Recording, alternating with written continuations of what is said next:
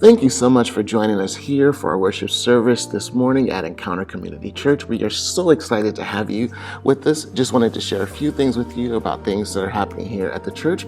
We are meeting once again on Sunday mornings, and we're actually meeting outside in our parking lot. We have boxes marked on the ground that are 6 feet apart from one another to be able to practice safe social distancing. We also have extra masks to pass out if anyone needs them. And we are providing hand sanitizer, as well as we're going touchless with as many aspects of the church service as possible. Again, our goal is to keep it as safe as possible.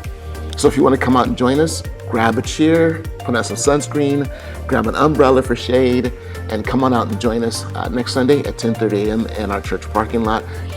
What we'll do is we'll continue to monitor the CDC as well as the state of California, see what the recommendations are. We'll be meeting outside through the month of June. We may expand that to July based upon what we hear from the authorities. Our mobile food bank is going to be on July 8th from 9 a.m. to 11 a.m. If you would love to come volunteer for that, our phone number is on the screen. Go ahead and give us a call and we'll sign you up to be able to volunteer and be able to help out with that as well.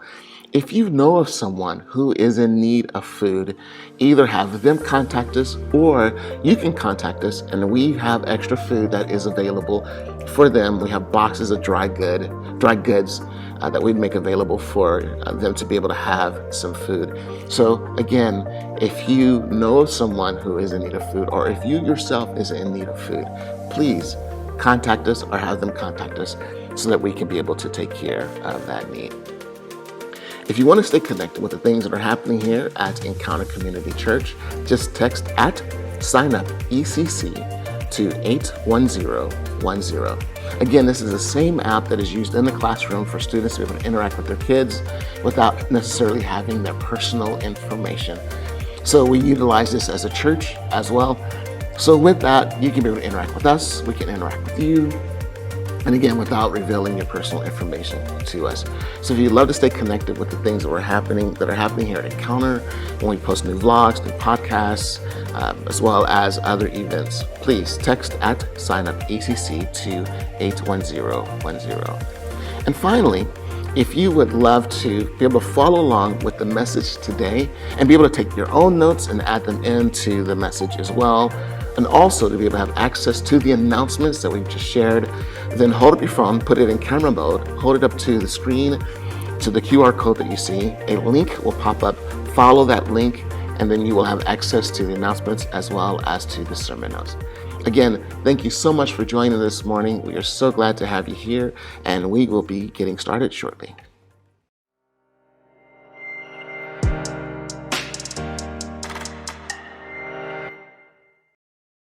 Hey, happy Father's Day. We're going to celebrate dads everywhere today. And in order to do that, we're going to go right to the experts to find out why we love dads so much. Today's Father's Day. So, Jacob and Robin, what do you love about your dad? I love my daddy singing. I love how he sings to all my heart. All your heart? That he loves me and he spends time with me. What does your dad do for work? Appraise houses. My dad teaches books. What's your dad do for work? Yes. Perfect. Plan the playground. That's an awesome job. Who's the boss in your family? My mom. Yeah, of course. He's a smart man. Yes, he is. Honor, what's something your dad does to make you laugh? He thinks he has hair. He thinks he has hair? Yeah, but he's bald. He does the dishes while he's watching TV. What's your dad's guilty pleasure on TV? The Bachelor. Josh, is there anything that your dad's afraid of? Doing the laundry.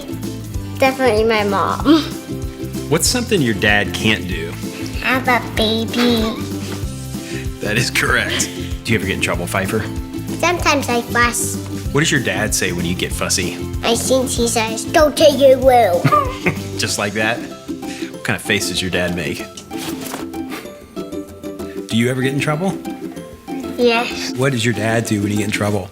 He gives me consequences. Wow. Like reading the dictionary? If your dad was a superhero, which superhero would he be? Flash, because Flash is the fastest. Batman. Batman? Yeah, Batman. What is the hardest thing about being a dad? Having kids. Nailed it. Paying bills. Bills, yes. What do you think is the best part about being a dad? That you get to have kids. Well, technically mom does, but yeah. Okay, guys, what do you want to say to your dad on Father's Day? Dad, I think you're awesome. Dad, you're the best. I love you. Happy Father's Day, Dad. Happy Father's Day, Daddy. I love you, Dad. I love you, Dad. Happy Father's Day. Happy Father's Day. Happy Father's Day. I love you. Dad, will you accept this rose?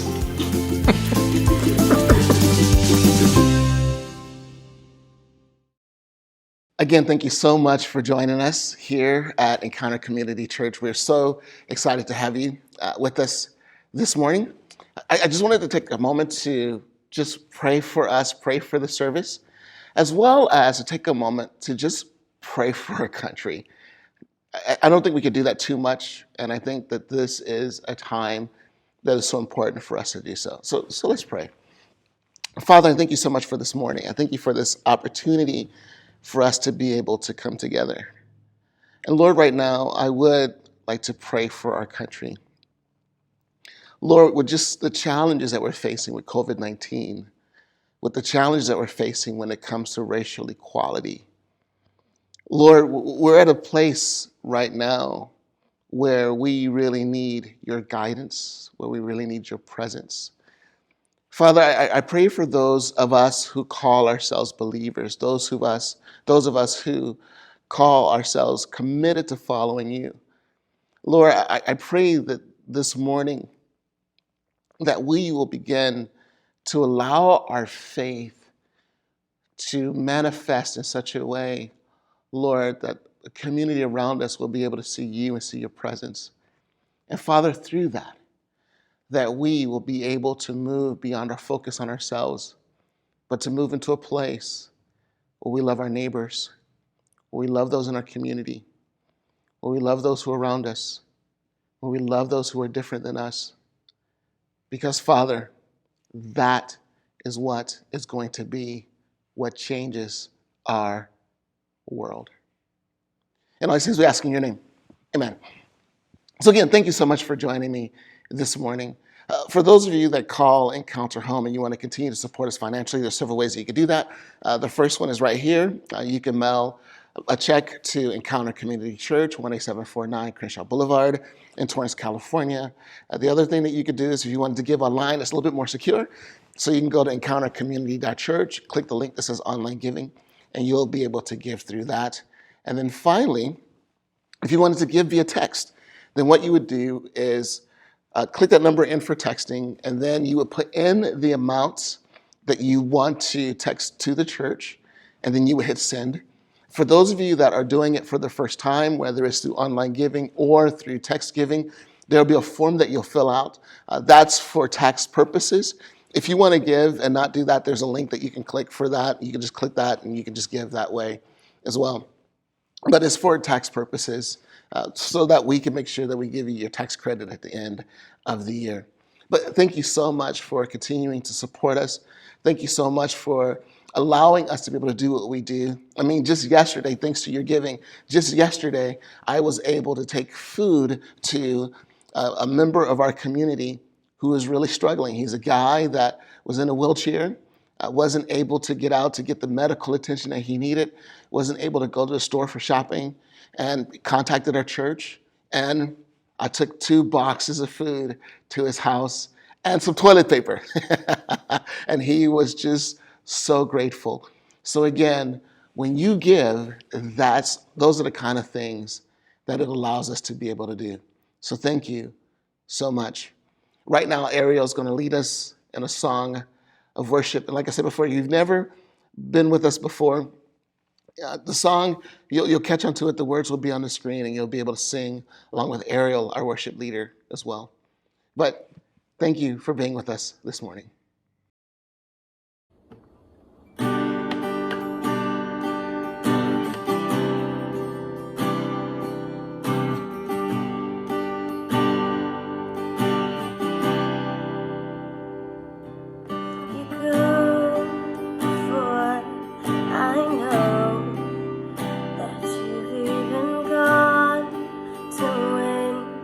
my reward. You come back with the head of my enemy. You come back and you call it my victory.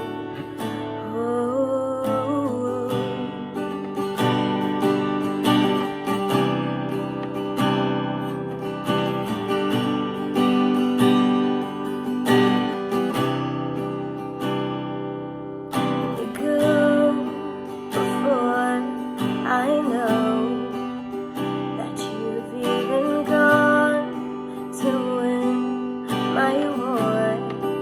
Your love becomes my greatest defense. Leads me from the dry wilderness, and all I did was praise. All I did was worship. All I did was bow down. All I did was stay still.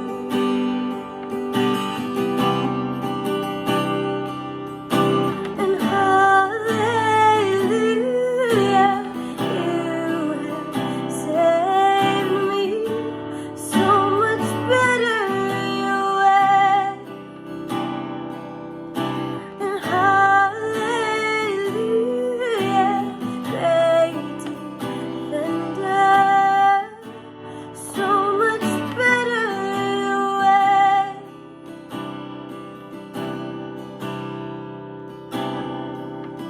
You know before I do what my heart can seek to find your truth. Your mercy is the shade I'm living in. You restore my faith and hope again. And all I did was praise. All I did was worship. All I did was bow down, Lord. All I'll do is stay still.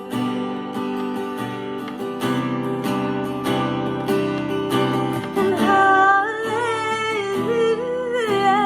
you have saved me so much better your way. And hallelujah, great defender, so much better your way. Hallelujah, and hallelujah, you have saved me so much better your way. And hallelujah, great defender, so much better your way.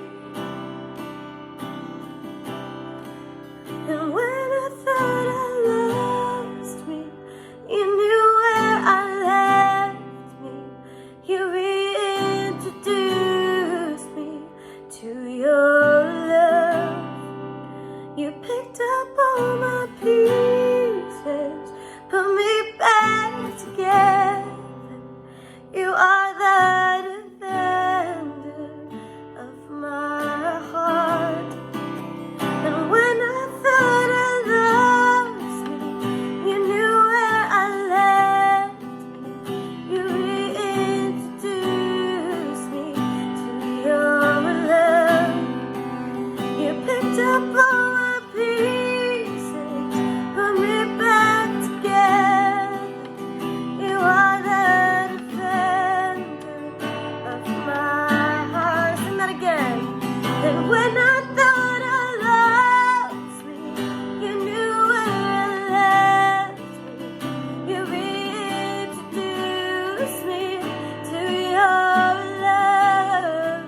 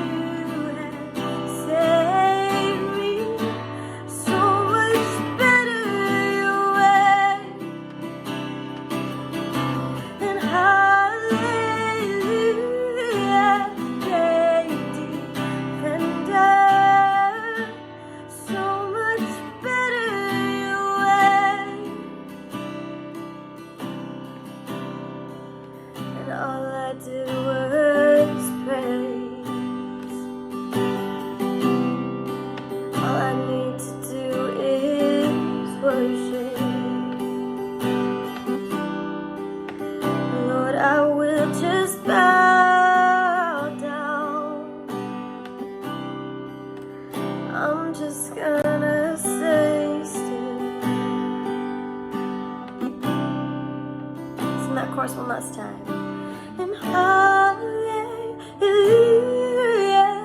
you have saved me so much better your way. And hallelujah, great defender, so much better your way.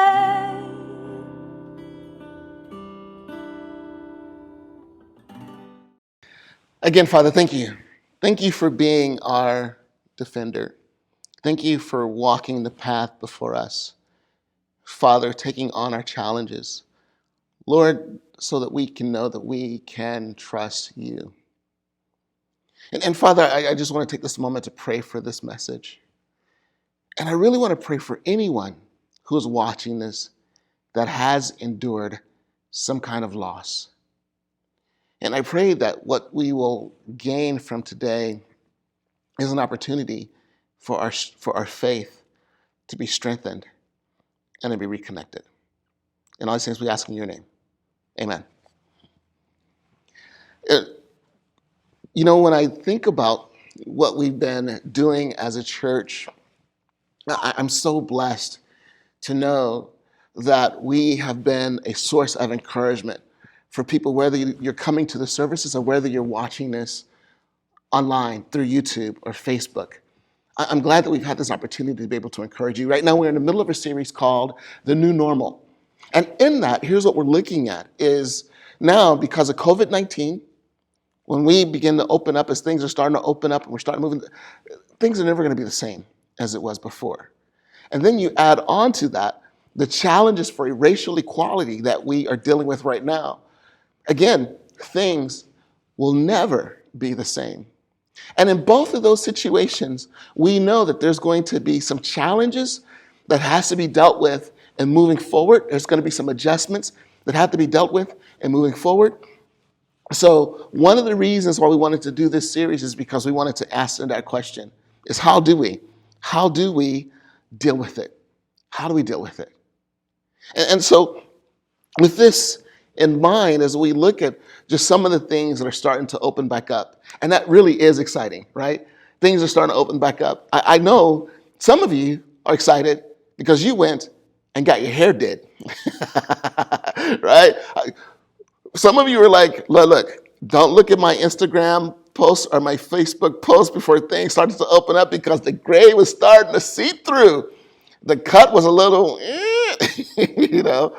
And now that salons are open back up, we're excited about that. Or maybe restaurants and being able to get together and as a family and go out and eat once again. Like some of the things are starting to open back up. But here's the thing that's really interesting is I came across a quote by Sarah Cody. She's the health officer in Santa Clara County. And here's what she said. The announcements to authorize county health officers to allow religious, cultural, and political gatherings of 100 people poses a very serious threat to the spread of COVID-19.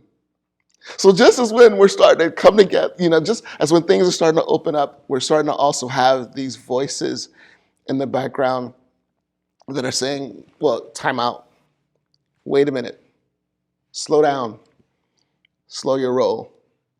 And many of us are saying, I slowed my roll and I am ready to move forward. But there is this fear of what will happen. And so I wanted to ask you, what are some of the things that you're looking forward to? Like when COVID-19 is done, right? And we're back to some aspect of normal. What are some of the things that you're looking forward to? I'll tell you some of them for me. I'm looking forward to being able to go hiking with my kids, to be able to see nature. That's something that's really important to our family. You know the other thing I'm looking forward to? Movies, right? Movies. Like, hey, Netflix has been great. I've seen some things on Amazon Prime, on Prime Video, but I'm ready to get into a theater with surround sound and big screens. You know, I'm ready. This whole COVID-19 has messed up the release of Marvel movies and the whole thing. But again, as I look at that, what about you? What are some things that you're looking forward to? to getting back to, some things that you're looking forward to being able to do. And again, even in the return to normal, there are going to be some challenges. I found a quote that I wanted to share with you. It's by a guy named Gideon Litchfield. He wrote an article for MIT Technology Review, and he said this: "The world has changed in many ways. The world has changed many times, and it is changing again. All of us will have to adapt to a new way of living, working, and forging relationships. But as with all change, there will be some who lose more than most, and there will be ones who've lost far too much already." See, here's the thing that I wanted to take a moment to look at, because this is probably one of the greatest challenges of COVID-19, is we've all suffered some kind of loss. And the question is, how do I process that? Like, how do I work through that? For some of us, the loss hasn't been tremendous, right? It hasn't. But for others of us, we've lost family members, we've lost friends. Some of us have lost our businesses. Some of us for some of us, the losses have been so incredible. So how do I navigate this? How do I get to a point where I'm able to deal with the losses that I've had to face, but also continue to move forward with hope? So with this in mind, I want to go back to just some things that may be able to encourage you with this. And one of the best ways to do is, let's go back and let's look at some people who lost their hope. Because again, one of the things I love is we can go back and we can look at our situation right now and we can say, is there a biblical example that we can look at that will help us in being able to navigate this path that we're on right now? And of course, the answer to that is yes. It's yes. So I want to go back and I want to look at the people, the Hebrew people, because I think as we look at them and how they dealt with loss, then maybe there's some things that we can learn from them as well. But in Exodus chapter 3, verse 7, this is what God says to Moses. God says, "Then the Lord told him, I have certainly seen the oppression of my people in Egypt. I have heard their cries of distress because of their harsh slave owners. And yes, I am aware of their suffering." I'm aware of it. So I want you to begin to realize this, that whatever it is you're dealing with, whatever it is that you're going through, God is not ignorant of it. God is aware of your suffering. As we talked about last week, with what it is that we're going through, with what it is that we're dealing with, God's not surprised by it. He's not caught off guard by it. He's aware of your suffering. He's aware of your prayers. He's aware of that. And I love what it goes on as we look at the challenges. Because when we look at some of the challenges that we're facing, really it's nothing compared to what the Hebrew people were facing. Here's what I mean by that. In Exodus chapter 1, verses 12 and 14, it says, "But the more the Egyptians oppressed them, the more the Israelites multiplied and spread." And I love that. The more oppression, the more they succeeded. Maybe there's something that you and I can pull from with that. The greater the challenge with COVID-19, the greater the challenge with racial equality, the greater the challenge, instead of surrendering back, we can go back to the message that I gave like 2 weeks ago, and we can thrive. We can thrive. But it goes on to say, "And the more alarmed the Egyptians became. So the Egyptians worked the people of Israel without mercy. They made their lives bitter, forcing them to mix mortar and make bricks and do all the work in the fields. They were ruthless in their demands." They were ruthless in their demands. So here's the thing, is the people of Israel, they're praying for change. They are praying for change. And I want to go back to a question that I've asked before, and that's simply this. Before COVID-19 happened, were there some things that you were praying to change? God, change my career. God, change this relationship. God, change me. What were some things that you were asking God, please change? And then COVID-19 hit. And maybe initially we saw COVID-19 as a way for that change to manifest itself and that change to happen. You know, you were praying, God, I want out of this relationship. This girl is crazy. Or God, I want out of this relationship. I can't take him anymore. I can't take him anymore. I can't date this guy anymore. And then all of a sudden, COVID-19 hit. And you got the perfect excuse, right? I'm sorry, I can't see you. I'm social distancing. Right? We got the perfect excuse when it came to dealing with this relationship and being able to get out of the relationship. The perfect excuse. I didn't have to pretend like I didn't want to have to go to work because I didn't have to go to work. We got the perfect excuses when it came to getting out of those difficult situations. And do you remember when COVID-19 first hit? Do you remember the level of solidarity there was? You know, it says this in Exodus chapter 12, verses 50 through 51. It says, so all the people of Israel followed all the Lord's commands to Moses and Aaron. On that very day, the Lord brought the people of Israel out of the land of Egypt like an army. And I think about that, like an army. Like this was a massive movement. And I can see now, we are in this together. I can see them holding hands. We shall overcome. Like, you know, sorry for that singing thing. But you get what I'm saying. Like we are in this together. We are going to overcome this. Do you remember the level of solidarity there was when COVID-19 first hit? And we were supportive of all the slogans. Slogans like spread facts, not fear. Clean hands are safe hands. Stay home, stay safe. And remember all the commercials there were about staying home and staying safe? And we were like, yes, baby, I'm staying home. If I go out, I'm putting my mask on. And we did all the disinfecting stuff. Remember, we wiped down. We were in this. We were in it together. And we even saw, I saw a t-shirt talking about safe social distancing. I saw a t-shirt that said, if you can read this, you are too close. I love that. And even Kentucky Fried Chicken jumped in the deal. Kentucky Fried Chicken said, right now, it ain't finger licking good. So they got rid of that as a slogan. So we were all in this together. Do you remember that? But then things started to change, didn't they? It's kind of like that with the people of Israel as well. It says in Exodus chapter 14, verses 10 through 12, as Pharaoh approached. So what happens is Pharaoh realized, like, oh my gosh, what have I done? I had free labor force.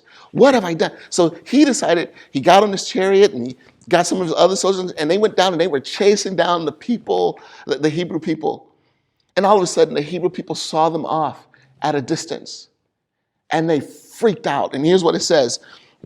As Pharaoh approached, the people of Israel looked up and panicked when they saw the Egyptians overtaking them. So in other words, we had this head start, and now they're catching up. And now they're catching up. We are a million people on foot.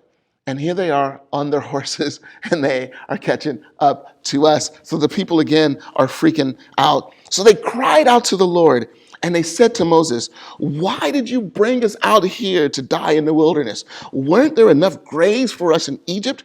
What have you done to us? Why did you make us leave Egypt? Why did you make us? Remember, we shall overcome. We're in this together. We're in it. But now you made me leave. No, I didn't make you leave. You wanted to leave. But now that I'm in this challenge, you made me leave. Have you noticed that when people go through difficulties, they get revisionist history?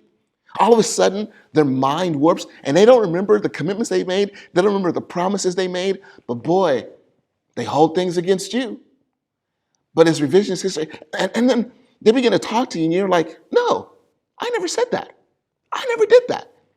But that's what happens when we go through loss.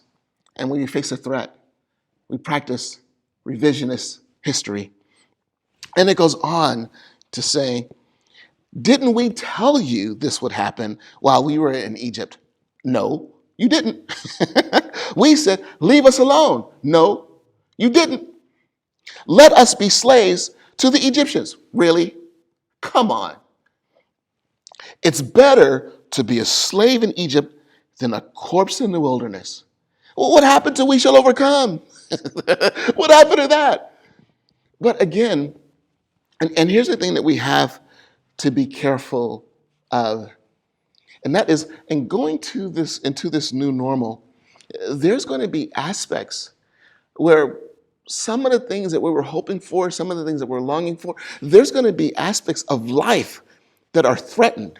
Because the whole goal of this, when we went to COVID-19, is we thought, we'll go through this, and then once this is done, we'll go back to normal. But now that we're looking at the situation and we're realizing that the normal that I wanted to, the normal that I was hoping to, the normal that I thought would come back, it ain't coming back. It's not coming back. So now I'm looking at that, and we see that that's threatened. This way of life is threatened.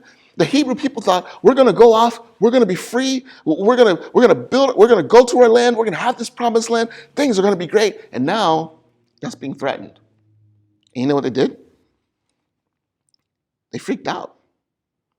They freaked out. See, here's the thing about the new normal, is change always brings challenges.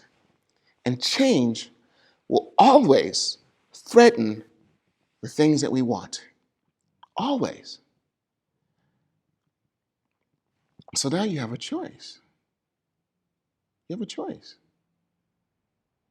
See, when COVID-19 began to last too long, we began to think, my old job was better. My boss was better. No, he wasn't. That's why you were praying to get out of it.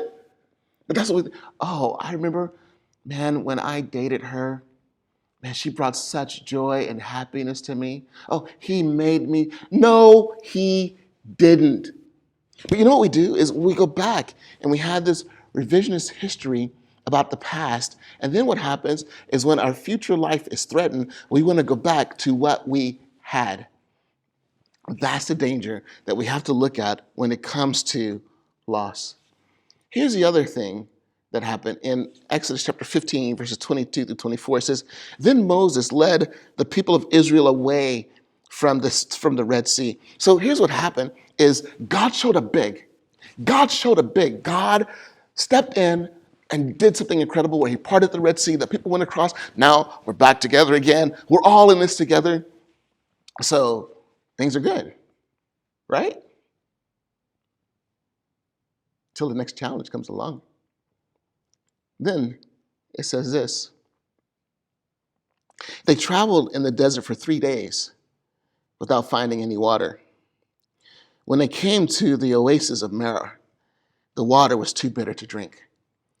So day one, right? I'm not thirsty, things are good. Day two, I'm a little thirsty, but I'll be okay. I'll just swallow my saliva. Right? I'll make it through. But then day three hit, and I am thirsty as I'll get out. But then we see it. We see the oasis, and I can see like the floating water, like we see it, like this is the opportunity. This is what we've been looking for. This is the answer that we were hoping for. This is the place.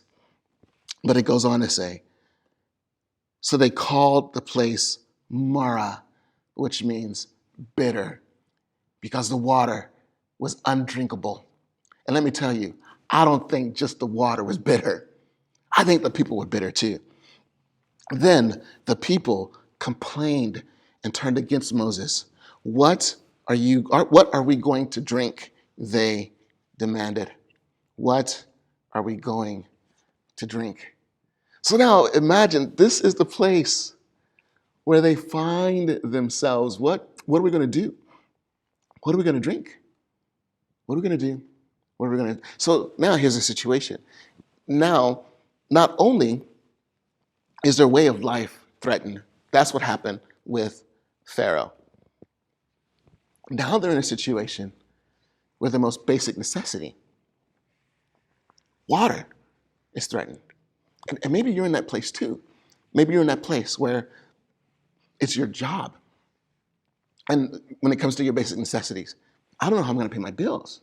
How am I going to pay my rent? And it was interesting. When this all first started, we were all in this together. Don't worry about paying your rent. But now I need to pay my bills. And I'm looking at you like, I need my rent. Right? And then you're wondering, I don't have the job. So how am I going to pay your rent? See, we went through this place where we started to go through the challenges. We started to go through some of the challenges. And it's interesting. I went back and I started to look at this whole idea. Because again, what's going to happen with the new normal is the new normal will be a challenge to our resources. But not only that, here's what's going to happen is there are going to be solutions that will present themselves. And we'll think that's the answer. The same way they thought the water is the answer. I'm about to quench my thirst. Like, what is it? Sprite, obey your thirst. Like, I'm about to obey my thirst. I'm about to drink, right? But then they get there and the water is undrinkable. You put in your job applications and you think Trader Joe's is hiring everyone. But then they don't hire you. And you're starting to wonder, like, how am I going to take care of my bills? And so it becomes easy to get bitter. And what fueled their bitterness was this focus on their lack of resources. So it's very important for you to begin to understand the role of resources in your life. And for you to begin to realize that I must be able to thrive no matter what the threat is to my resources. I must be able to look beyond my resources to the path or to the life that I desire to have. So what you could do is you have a choice. Is I can focus on my resources or I can focus on the path. I can't do both. And if I take my eyes off the path and I begin to focus on my resources or the lack thereof, you know what happens? I lose sight of the path. And more importantly, I lose sight of the purpose of the path.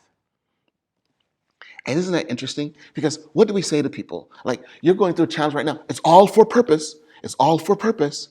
And that works great until I'm going through the challenge. And I don't want your purpose. I want solution. Right? But so vital that we begin to look at this. And here's the beauty of this is for every challenge that they face, God responded. So as God tells Moses, look, go strike the rock. And all of a sudden, water starts to flow. There's a rock that's there. Moses strikes it. Water flows out. In other words, God answered their prayers in ways that they didn't even begin to imagine that it would happen, that they didn't even begin to fathom that it was possible that he would do. What they saw was the oasis. The oasis had water that was bitter. They saw the rock. They didn't see water. But it's not until God had Moses strike the rock that the water revealed itself. And so here's what I'm saying is if you focus on the immediate solution and it doesn't work out, then it becomes easier to become a bitter person. But if we focus on this, God, I don't know. I don't know what you're going to do. I have no idea. But I know this, you are good, and I'm going to trust and depend and rely upon you. So again, God works. We're back in this together. We're doing this thing once again. But then another challenge hits.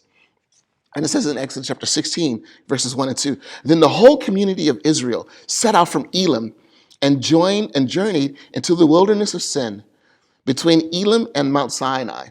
They arrived there on the 15th day of the second month, 1 month after leaving the land of Egypt. So now think about this. The first challenge was 3 days. Right. Now, this next challenge is 30 days. But it goes on. There too, the whole community of Israel complained about Moses and Aaron. If only the Lord had killed us back in Egypt. They moaned. There we sat around pots filled with meat and ate all the bread we wanted. No, you didn't. Again, revisionist history. But now you've brought us into the wilderness to starve us all to death. You brought us here to starve us all to death. So again, this focus. And, I don't know. I don't know how long COVID-19 is going to last.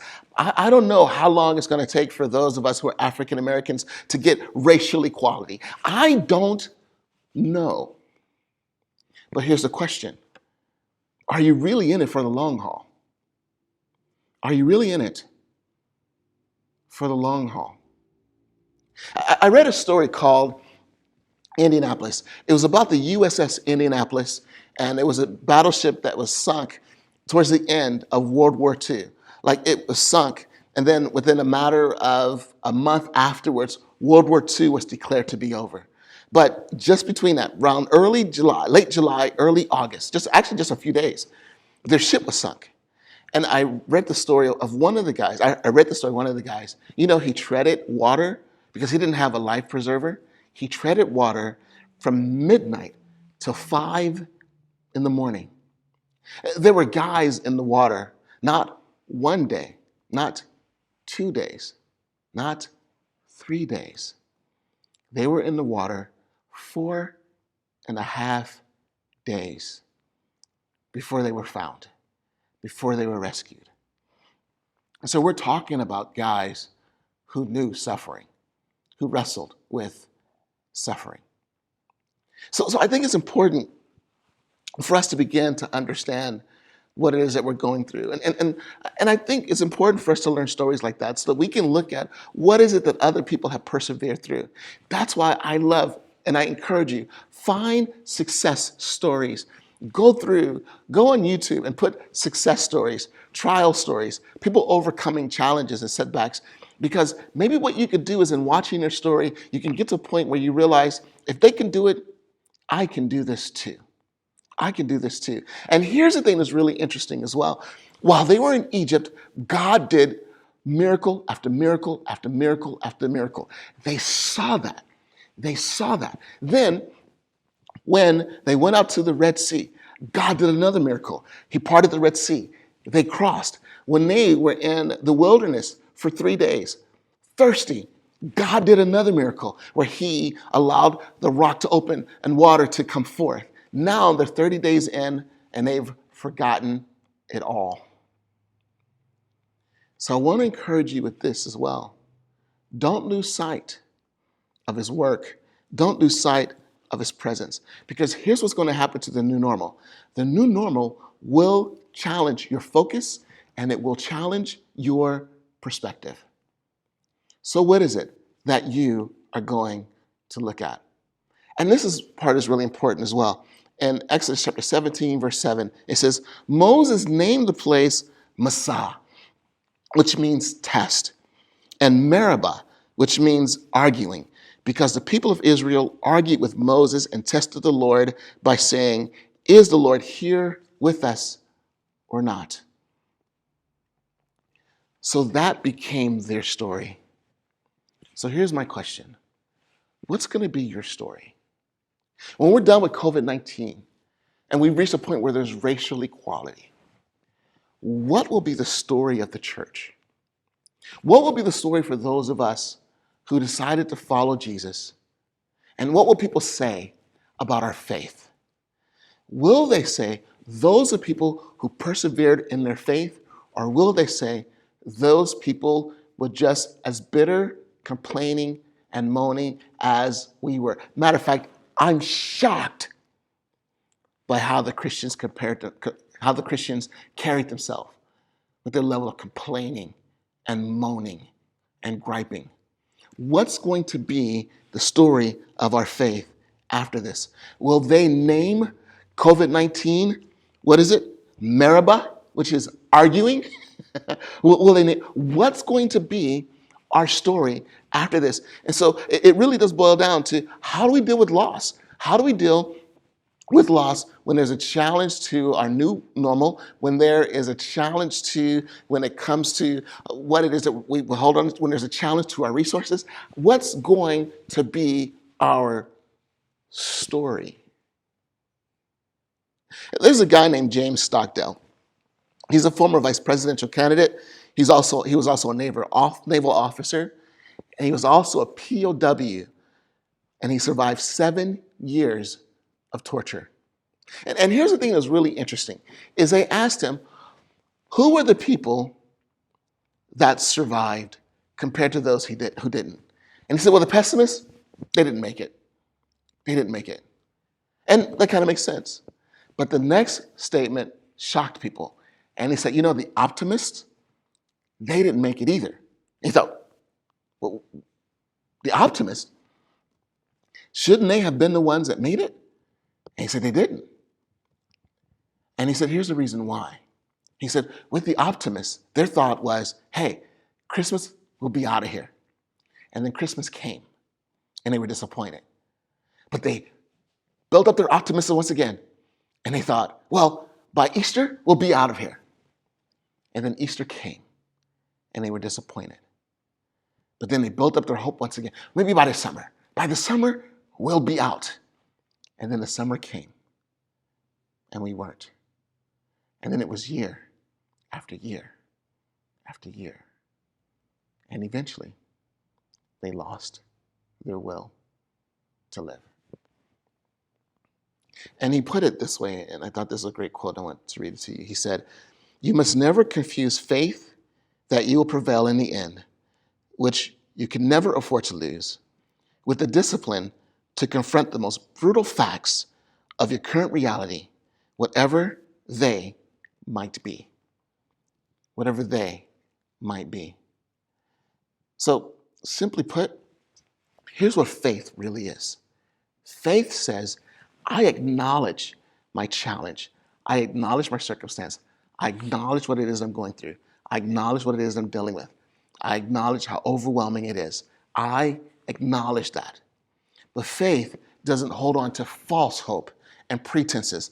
Faith is able to survive. When Maraba presents itself, when we go and we see the oasis, when we see that, and we see the oasis, then what happens when we get there and the water is bitter?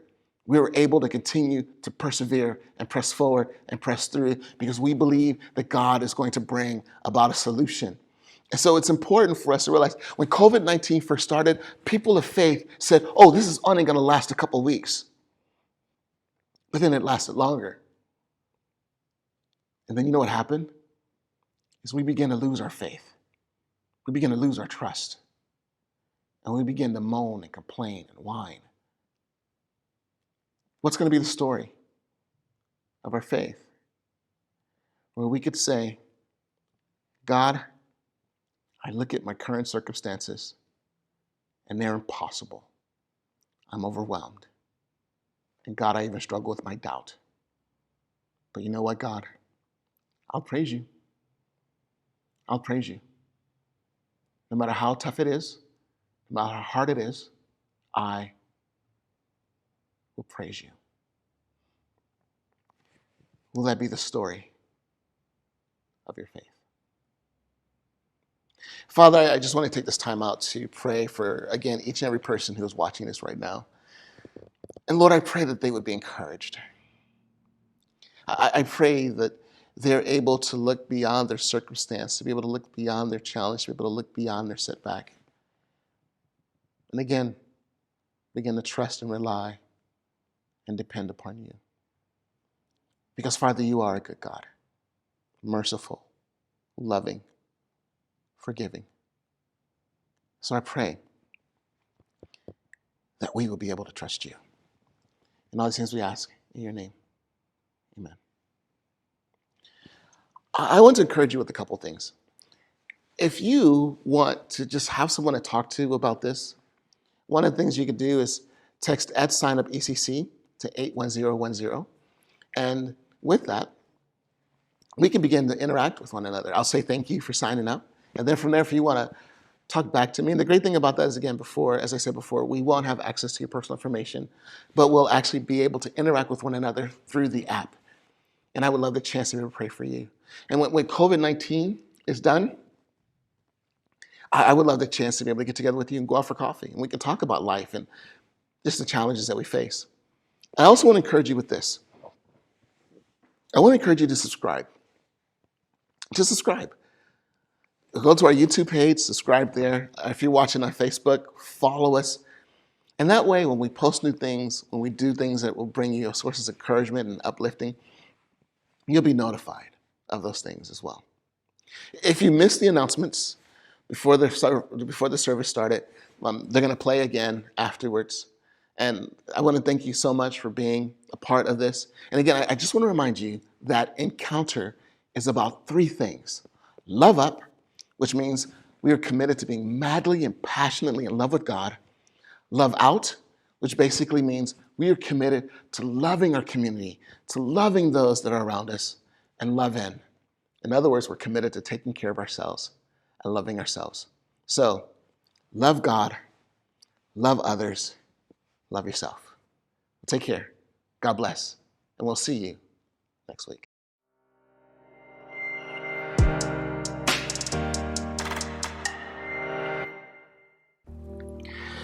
Thank you so much for joining us here for our worship service this morning at Encounter Community Church. We are so excited to have you with us. Just wanted to share a few things with you about things that are happening here at the church. We are meeting once again on Sunday mornings, and we're actually meeting outside in our parking lot. We have boxes marked on the ground that are 6 feet apart from one another to be able to practice safe social distancing. We also have extra masks to pass out if anyone needs them. And we are providing hand sanitizer, as well as we're going touchless with as many aspects of the church service as possible. Again, our goal is to keep it as safe as possible. So if you want to come out and join us, grab a chair, put on some sunscreen, grab an umbrella for shade, and come on out and join us next Sunday at 10:30 a.m. in our church parking lot. What we'll do is we'll continue to monitor the CDC as well as the state of California, see what the recommendations are. We'll be meeting outside through the month of June. We may expand that to July based upon what we hear from the authorities. Our mobile food bank is going to be on July 8th from 9 a.m. to 11 a.m. If you would love to come volunteer for that, our phone number is on the screen. Go ahead and give us a call and we'll sign you up to be able to volunteer and be able to help out with that as well. If you know of someone who is in need of food, either have them contact us or you can contact us and we have extra food that is available for them. We have boxes of dry goods that we make available for them to be able to have some food. So again, if you know of someone who is in need of food or if you yourself is in need of food, please contact us or have them contact us so that we can be able to take care of that need. If you want to stay connected with the things that are happening here at Encounter Community Church, just text @SignUpECC to 81010. Again, this is the same app that is used in the classroom for students to be able to interact with their kids without necessarily having their personal information. So we utilize this as a church as well. So with that, you can be able to interact with us, we can interact with you, and again, without revealing your personal information to us. So if you'd love to stay connected with the things that are happening here at Encounter, when we post new vlogs, new podcasts, as well as other events, please text @SignUpECC to 81010. And finally, if you would love to be able to follow along with the message today and be able to take your own notes and add them into the message as well, and also to be able to have access to the announcements that we've just shared, then hold up your phone, put it in camera mode, hold it up to the screen, to the QR code that you see. A link will pop up, follow that link, and then you will have access to the announcements as well as to the sermon notes. Again, thank you so much for joining this morning. We are so glad to have you here, and we will be getting started shortly.